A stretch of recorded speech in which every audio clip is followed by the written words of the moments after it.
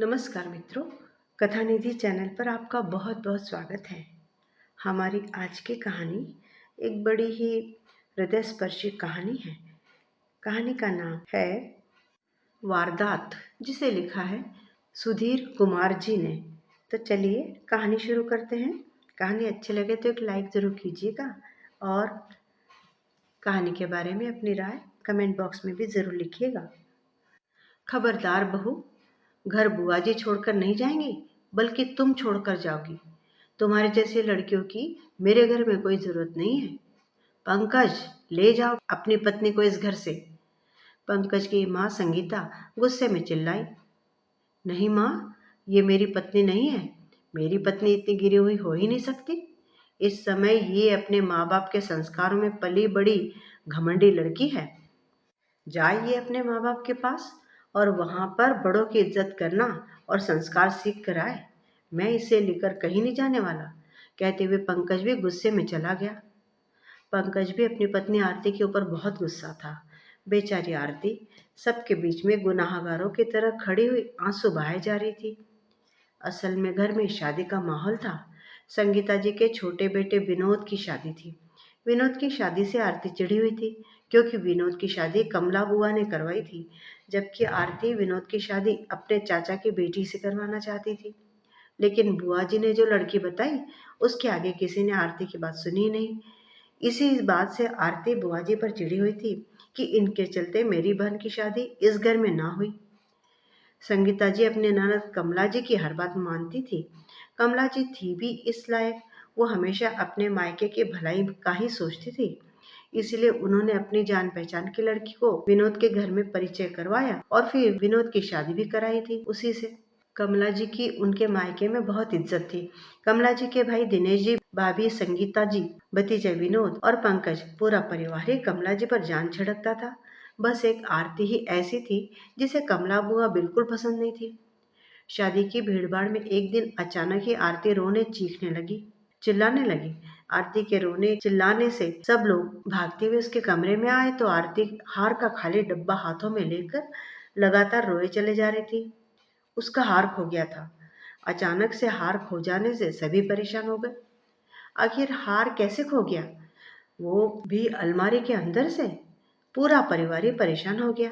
जितने रिश्तेदार आए थे सब हैरान थे। आखिर हार चुराया तो किसने चुराया? सब तो घर के ही थे। संगीता जी पागलों की तरह आरती की अलमारी, उसका बेड, ड्रेसिंग टेबल, हर जगह ध्यान से हार को ढूंढने लगी। अलमारी के कपड़ों को उन्होंने झाड़ कर देखा, हार कहीं नहीं मिला।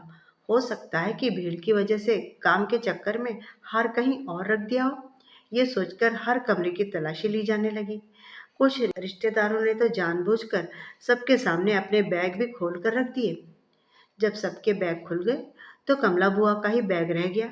किसी ने कुछ भी नहीं कहा, लेकिन आरती ने तुरंत ही कहा, जब सबके बैग देख लिए हैं तो बुआ जी का बैग भी देख लेते हैं। बुआ जी का बैग देखना बाकी रह गया है।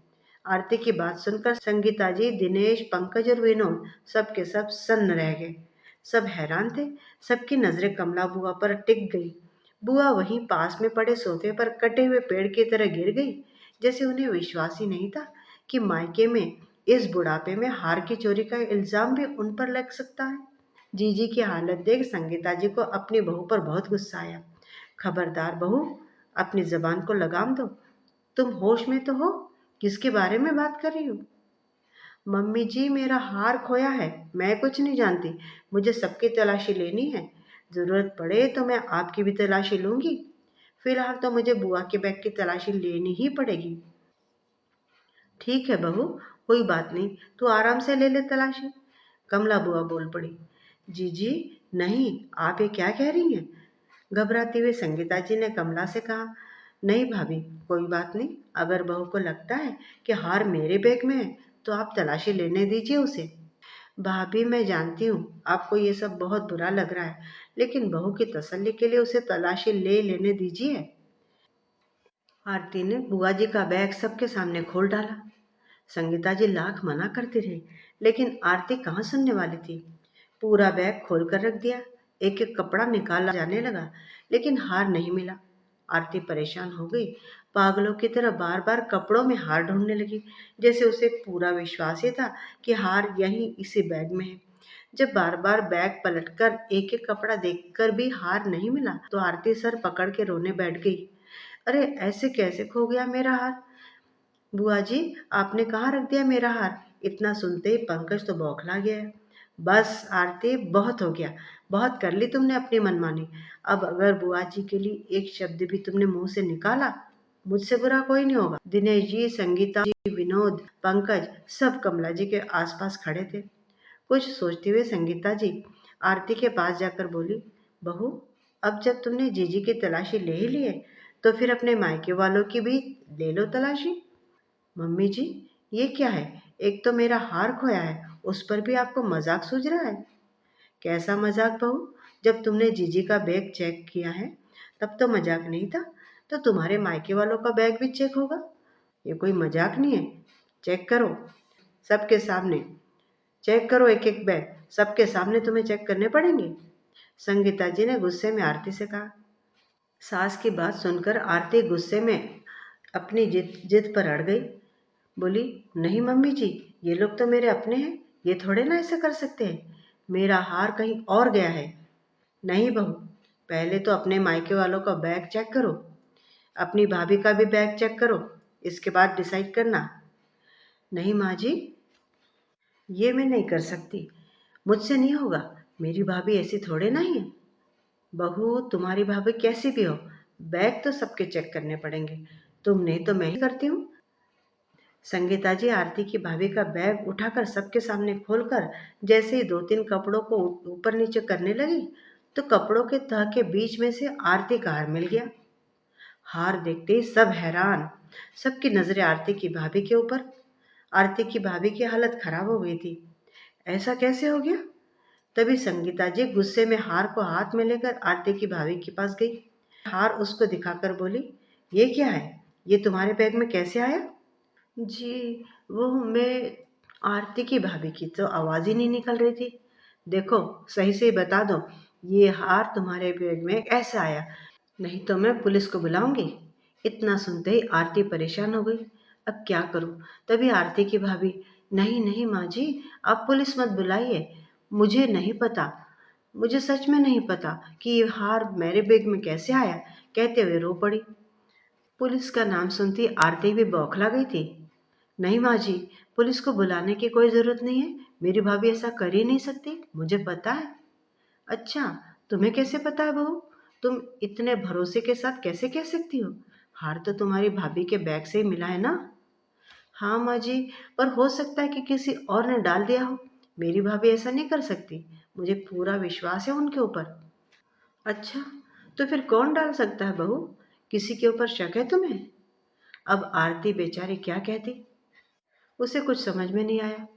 बोलो बहू, किसने डाल दिया तुम्हारी भाभी के बैग में हार? वो मुझे नहीं पता माँ जी, किसी ने तो डाला ही है, नहीं तो ऐसे तो उड़कर जाएगा नहीं। सही कहा बहू तुमने, किसी न किसी ने तो डाला ही है, जैसे तुमने डाल दिया था अपनी भाभी के साथ मिलकर जीजी के बैग में। सास की ये बात सुनते ही आरती का मुंह खुला का खुला ही रह गया। हैरानी से वह अपनी भाभी की ओर देखने लगी। अब आरती की भाभी की भी बोलती बंद हो गई। डर गई दोनों। दोनों के चेहरे सफेद पड़ गए। वहां खड़े सब लोग हैरान थे। बड़ी हिम्मत करके आरती ने कहा, ये क्या कह रही माँ जी आप? क्यों बहू, गलत कहा क्या मैंने? मैं कल रात में ही तुम्हारी और तुम्हारी भाभी की बातें सुन चुकी हूँ।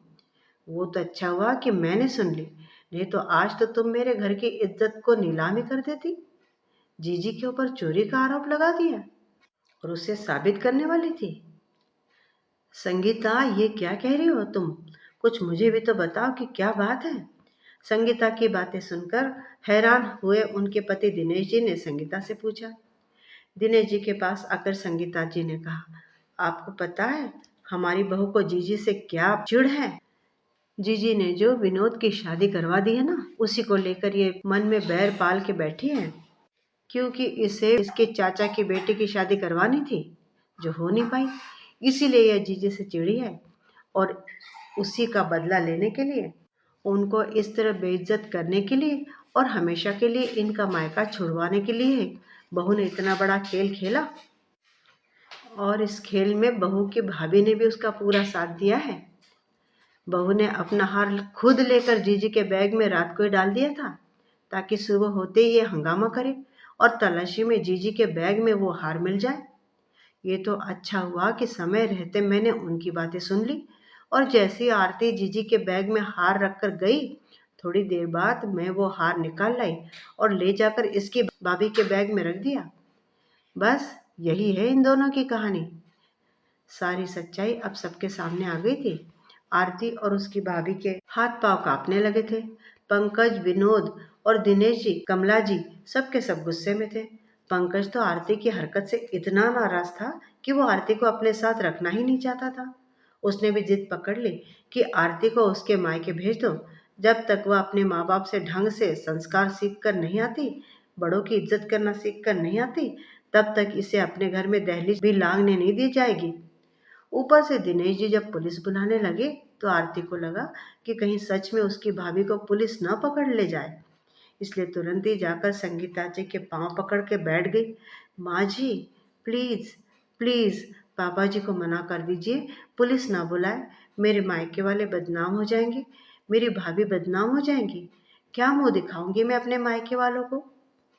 क्यों बहू, अभी तक तो तुम ही पुलिस बुला रही थी ना जीजी के लिए? और पुलिस अगर जीजी को ले जाती, तो क्या वो बदनाम नहीं होती? उनका मायका बदनाम नहीं होता? वो क्या मुंह दिखाती अपने ससुराल में जाकर? आज तुम्हें अपनी भाभी के बारे में तो बड़ी समझ में आ रहा है, लेकिन बुआ जी के बारे में नहीं सोचा तुमने? जीजी क्या तुम्हारी आंखों में इतनी खटकने लगी है कि तुमने उन्हें इस घर से निकालने के लिए इतना बड़ा खेल खेल लिया? माँ जी प्लीज़, गलती हो गई मुझसे, मुझे माफ़ कर दीजिए। प्लीज़ पुलिस मत बुलवाइए। पुलिस भाभी को भी ले जाएगी और तुम्हें भी ले जाएगी। तुम भी जाओगी पुलिस के साथ में। अगर तुम्हें माफ़ी चाहिए तो जाओ, जीजी के पास जाओ, उनसे माफ़ी मांगो। अगर उन्होंने तुम्हें माफ़ कर दिया तो ठीक, नहीं तो मैं तो बिल्कुल भी नहीं माफ़ करने वाली हूँ तुम्हें। सास संगीता जी की बात सुनकर आरती भागते हुए कमला बुआ के पास चली गई। बुआ जी प्लीज, कहते हुए वो बुआ जी के कदमों में झुक गई। मुझे माफ कर दीजिए, मैं नादान थी, मैं बहक गई थी, मुझे कुछ भी समझ में नहीं आ रहा था बुआ जी, प्लीज पुलिस मत बुलवाइए। बुआ जी रोक लीजिए पापा जी को, आपकी बात तो सभी मानते हैं। कमला बुआ के पैर पकड़ पकड़ कर आरती लगातार रोई जा रही थी। बिल्कुल वह पैर छोड़ने के लिए तैयार ही नहीं थी। कुछ सोचते हुए कमला बुआ ने इशारा करके दिनेश जी को मना कर दिया और आरती से बोली, जाओ बहू, माफ किया तुम्हें, लेकिन एक बात जरूर बोलूंगी, किसी को नीचा दिखाने के चक्कर में खुद इतना नीचे मत गिर जाओ कि संभल भी ना पाओ, खड़े होने की जगह भी न मिले।